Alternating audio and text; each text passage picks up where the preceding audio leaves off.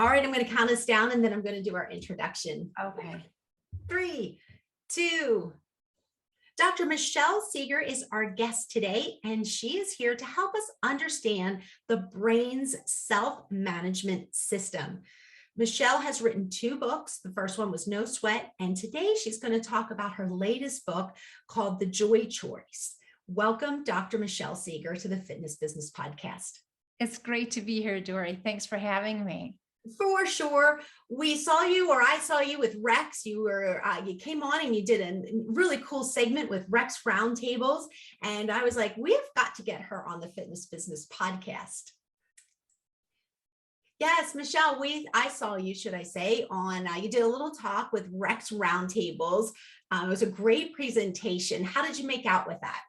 Oh, it was really fun. It's a great group. It's my second time speaking to the group.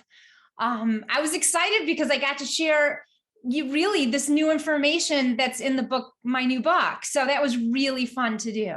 Awesome. Well, Michelle, you wear a lot of hats. You're an author, you're a researcher, you're a health coach, you serve on a multitude of committees. So it was only right to have you here on the Fitness Business Podcast. It's great to be here. Thank you. Now, I have to ask you, out of all of those hats that you wear, which one are you most proud of? Gosh, that is such a hard question. Because I guess I would talk about, I can't give you a one, because the work that I do both in research, in academia, but also the health coaching, my research in academia would be really hard to be meaningful. And it wouldn't be as meaningful if I weren't working with people in real life, helping them with their real daily challenges. But if I didn't have the research, then it wouldn't help me help them as much. So it's totally an intertwining of the two. Well, that's fine. That is a fine answer. I know I threw you off guard there with that one. Sorry about that. But listen, I know if it was me, I'd be super proud of being an author, not only one time, but 2 times. So your first book was called No Sweat. And now today we're going to talk about your latest book called The Joy Choice: How to Finally Achieve Lasting Changes in Eating and Exercise. I have a couple questions for you, but before we get started, do you just want to add anything to that? No, to tell you the truth, well, I guess I do have something to add. When I wrote the No Sweat, I didn't think there was another book in me. No Sweat had reflected the last 20 years of my academic and health coaching life. And the purpose was just to share with people what I'd learned so that they could use it both in their personal and professional lives. People are using it in their health coaching programs. I know people are training fitness professionals in the method that is described literally step by step. But when I started bumping up against new issues with clients, and I started learning about the new science related to our brain's self-regulation system, I got lit on fire, and I thought, I've got to share this new information. And so it chose me. I didn't choose it. So yeah. Okay. And when you talk about your academic side, you're talking about University of Michigan. You're a professor for the university.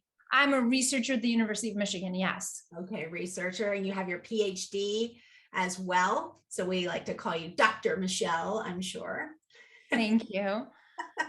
Well, let's get started with our questions. You kind of tipped a little bit already into the first question, but I'm going to re-ask because I know you have a lot more to add to it. And that is pretty much since the second book here now, how has your thinking evolved about helping people create lasting changes in exercise since you've written the first book, No Sweat? Right. Well, No Sweat, the emphasis in No Sweat was on how to help people transform exercise from a chore into a gift, how to change the type of motivation they had from low quality to high quality. And it was all focused on, going forward. But really, even when we set people up for success going forward, if we don't train them how to deal with the bumps in the road that are going to come, then they can still get derailed. And so what I started focusing on was these bumps in the road, the things, the unanticipated challenges and conflicts that get in people's way, or the culprits that all of a sudden arise and people go, oh no, I can't get to that class at the gym, or no, I can't take the run. And so the joy choice is really focused on the new science and strategy that can help people learn how to solve the problem and help even professionals learn how to pinpoint what's really getting in people's way. Yeah, I read when I was doing my research, not only about the joy choice, but also about no sweat. And I liked how you just kind of talked about, one step at a time, work on a pathway. And I really thought that was some really neat wording that you used. Yes, it is one step at a time. And one of the things that really gets in people's way is the idea that they have to do it right. And, to a great extent, a lot of the behavior change strategies that we've learned that have been taught to just people in society and the fitness industry too, tells us how to solve, gives us strategies for behavior change with exercise and other types of healthy lifestyles. But it's focused on the strategy in the absence of the context of the crazy, busy, chaotic lives that so many people live. And that's where the gap is that people aren't being taught how to succeed or given strategies that will actually survive in the midst of the chaos. And that's what the joy choice does. Yeah, so also the joy choice, it kind of helps to assert that habit formation for creating sustainable exercise that just doesn't work for most people. Can you just kind of explain that or elaborate that a little bit more to our FBP family? So I think we need to stop there okay. because we don't want to say habit formation, that the book critiques habit formation. So I guess you could restate that as, you could ask me why I don't think habit formation, what the challenge is with habit formation. I like that right there. Right. Well, I like that. What is the challenge? Okay. Why is habit formation a problem for, you can just ask me about exercise. And I'll talk about the habit loop and how it works, and that, even the newer thinking among habit researchers is that habit formation doesn't necessarily work for complex behaviors. It works great for flossing our teeth and things that happen in the bathroom where there's not a lot of unexpected interruptions. Okay, so do you want me just to talk about, if I say to you, can we talk a little bit about sustainable exercise? Does that make sense? Or how would you like me to? I don't think that sounds very no sweat. So I think how about talking about all or nothing thinking? What about asking about, how all or nothing thinking works and why it's such a big deal? Okay. How does all or nothing thinking work? And why it creates such a problem for people? Should we talk about the solution too, or there? The feedback I got, I asked Eddie what I could do better in my presentation. That was the first time I gave it. And he said, you spent too much time on the problem. So, so you can decide if you want me to go into it there or if it's giving too much away at the beginning. Okay, so my question now, we're going to start over here with our question. It's going to be, hey, Michelle, how does all or nothing thinking work and why does it create such a problem for people? Does that sound good? Yes. Okay, yes. All right, here we go. Let's start it over. 3, 2.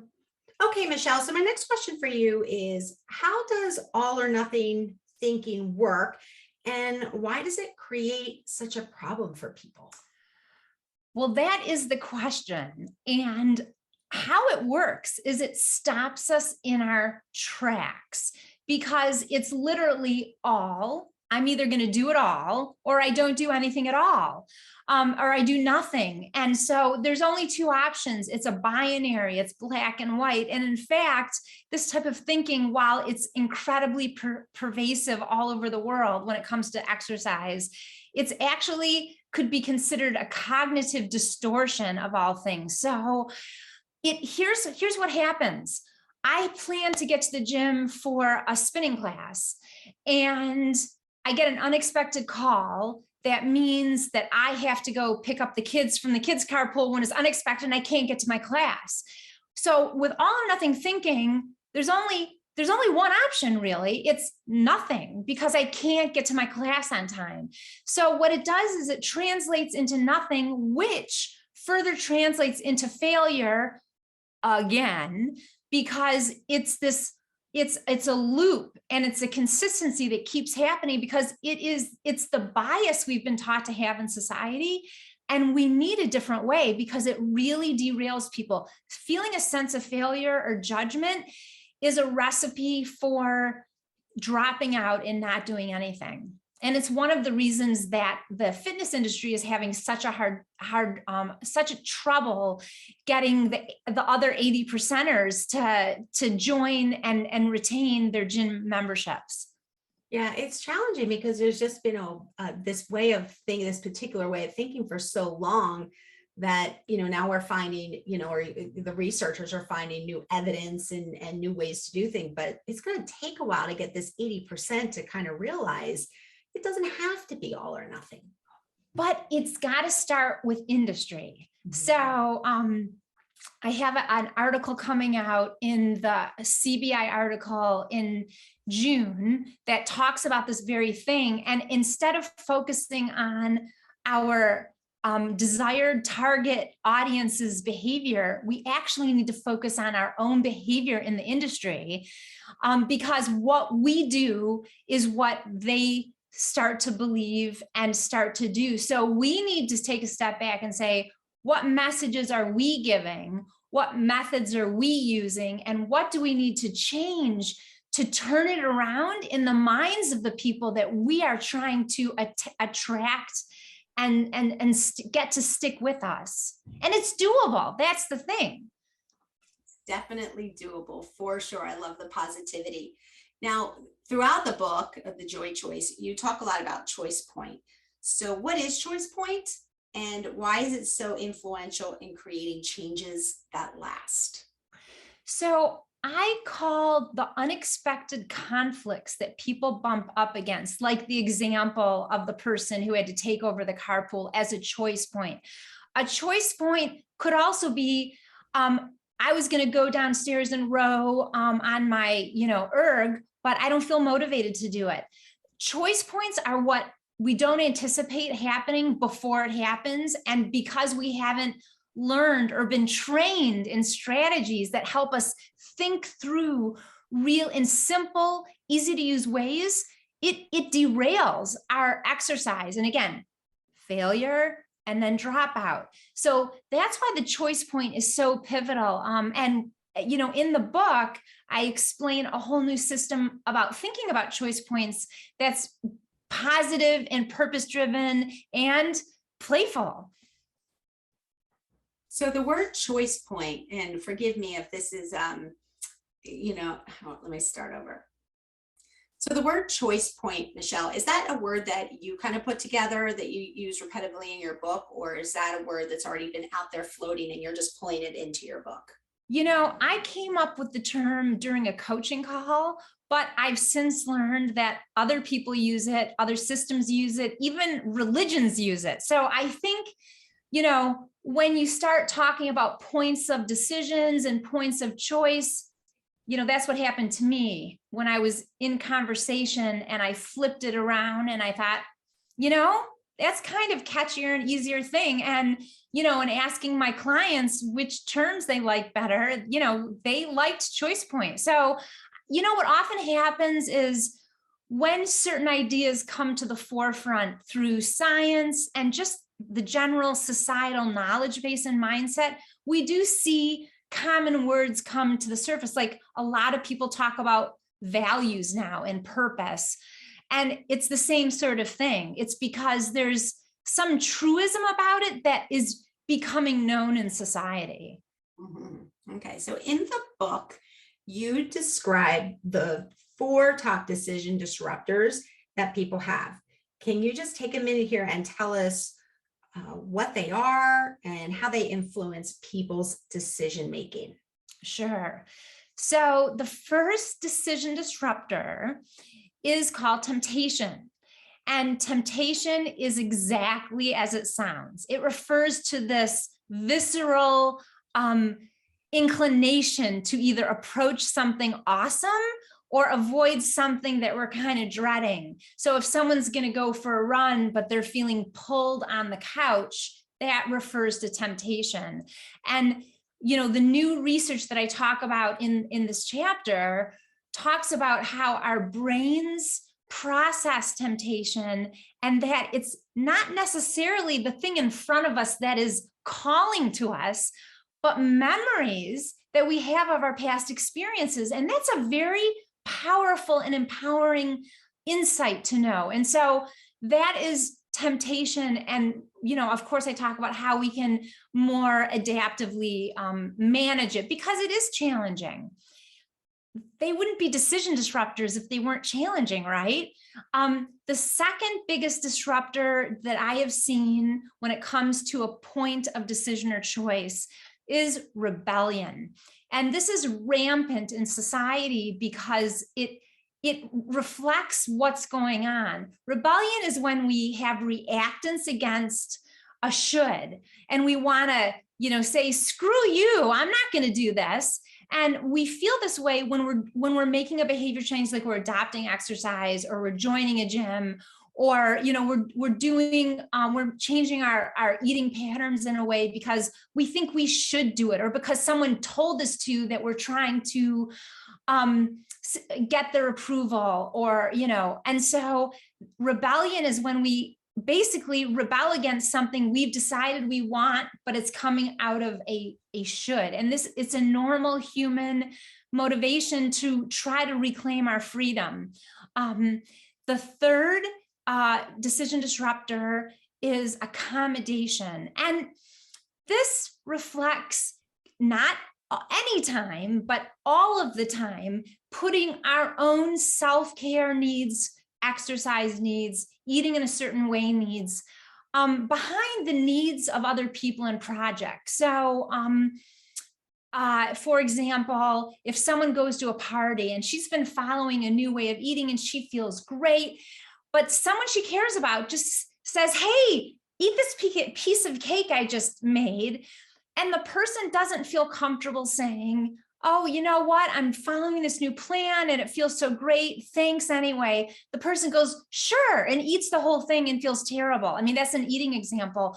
But so we accommodate the needs of other people's and projects consistently above our own. And believe it or not, you know, that is it's very common, and people don't talk about it as much because there's something deeper about it. For example, I had a client who wound up always postponing and not doing his exercise, his run, because work just kept being more important. And when something else is always more important than you taking care of yourself through exercising, then that becomes a decision disruptor. And the fourth and final one, which is potentially the most pervasive one and reflects all or nothing thinking, is perfection.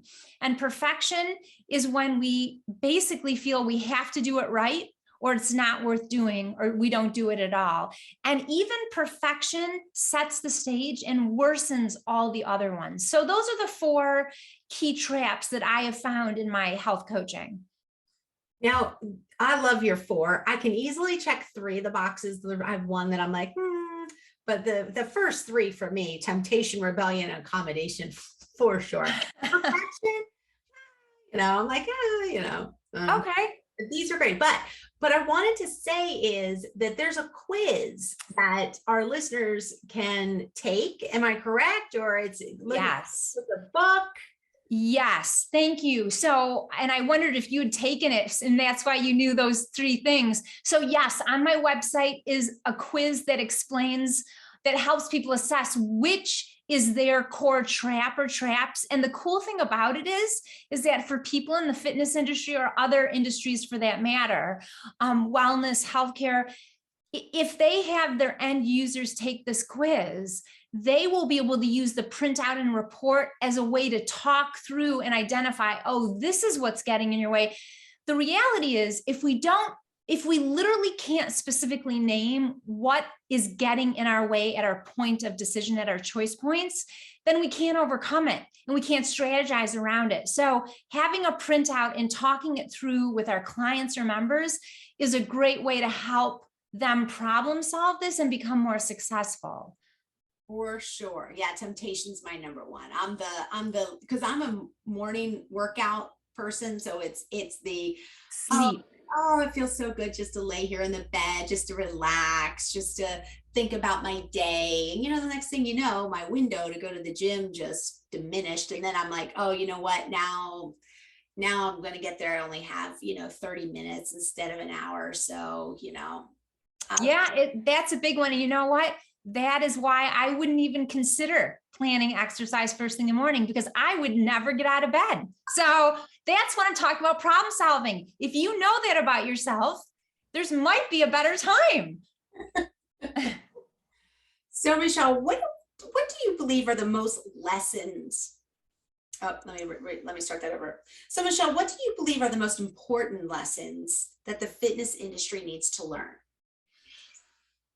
I'm going to circle back to something that I said earlier, which is the fitness industry really needs to take stock of what they've done to date that has gotten people to have the beliefs and experiences that they've had in their gyms and outside of their gyms.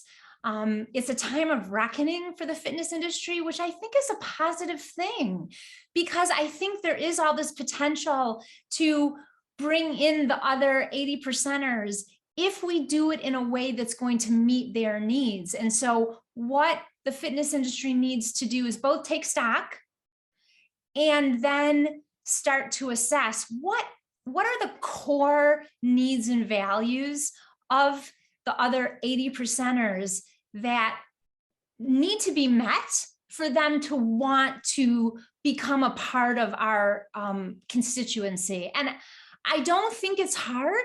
I think we just need to decide to do it and then to make the changes that our research suggests we need to make. So wouldn't this No Sweat be the perfect book for all of the fitness, for the entire fitness industry? Because we talk about habit forming. And I think we've created these habits on who should be coming to the gym and how often they should be coming to the gym. So let's redo that. So instead of saying no sweat, how about, could you say, isn't the Joy Choice the perfect book? Because that's the book that I'm trying to promote now. Is that okay? So because I don't want to give a mixed message. That's, I know the fitness industry loves No Sweat, and that's the challenge, is that it's getting promoted at the same time. And so I hope that's okay if you could say, isn't the Joy Choice the perfect book because it will help? It does. It really does. And it critiques the value of habit formation. Remember, the Joy Choice explains why traditional things we do in the fitness industry and that we teach people actually can't work. Mm-hmm. And habit formation is one of them. And it's really against the grain. So you could say something like that. Okay. All right. Here we go. So after what you just said, to me, I think the entire fitness industry should read the Joy Choice just to kind of help shift their mindset and kind of what they're preaching to the outside world. I'm biased, but when I write books, or at least my two experiences, I write them both for the individual, but I write them in a way that the professional in the industry can really understand and run with it so that they can institutionalize new messages and methods in systematic ways across touch points, from marketing to signs in the club to how we talk to personal training clients, for example. So yeah, I hope people read it and they learn some brand new science-based ways to get those 80%ers in and keep them in because of the positive experiences and success they're giving them. So because we want everybody in the fitness industry, definitely our FBP family, to read The Joy Choice, could you just tell everybody where they can find this book? Sure. Well, it's being sold at all major outlets, but a really easy way is to go to my website. There's a book page for The Joy Choice, and there's a drop-down menu of places where you can go directly. Both, I have sellers in the US and the UK to date, and they can go to their favorite seller and buy it. And depending on when they go out, there's also some pre-order, pre-publication gifts that they can receive also on that same page. And everybody out there listening also has to take the quiz. They have to take the quiz. And if anybody out there, temptation seems to be they're on the top, let me know. I'd love to hear from you guys, and we can kind of compare our temptations. That's a great idea. Well, Dr. Michelle, thank you so much for coming on to the Fitness Business Podcast today. Thanks for sharing your expert advice and knowledge. We are so grateful. Thank you. It's a pleasure. It was a pleasure to speak with you. You asked great questions, and I hope it's helpful to everyone. Absolutely. Knowledge is power. So thank you for sharing your knowledge. Thank you.